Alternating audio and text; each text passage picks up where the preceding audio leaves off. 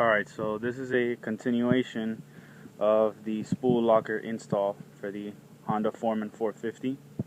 So I cracked open the diff case using an impact wrench. By the way, with an impact wrench, this job goes by a lot easier than if you were to try to do things with hand tools. So once you crack open the diff, you're going to see this cover here.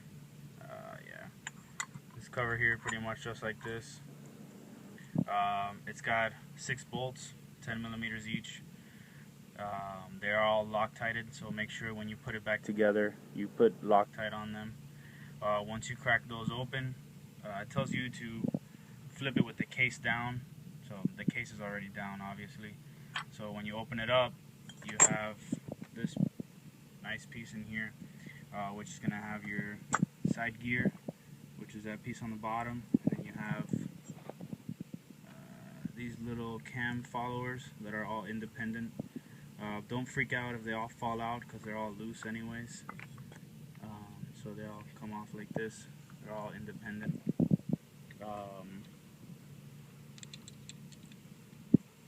So you will have to rearrange them. The instructions say that they come in pairs of 2 smooth, like you see here, and 2 striped. You have to rearrange them so that it's 1 smooth, 1 striped, all the way down. Once you rearrange that,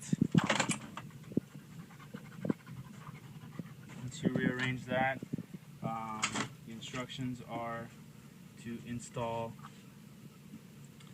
the next side gear, which is this piece right here. So this goes right on top of that, as so. The next piece is going to be your actual spool locker, which is this simple little spacer right here. So, very small spacer. I thought it was a lot bigger part, but this is what it is. So, grease it up a little bit with the gear lube, and then you just set it right on top.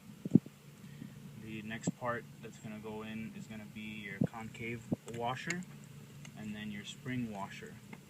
So you can kind of tell the difference between the two, because when you set them side by side, the spring washer kind of sticks out a little bit.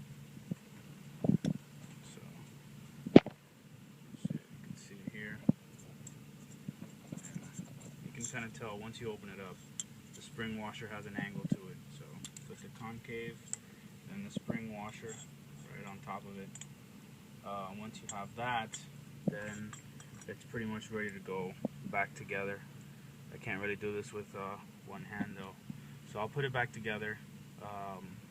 Pretty much set this piece back on here. Don't forget that.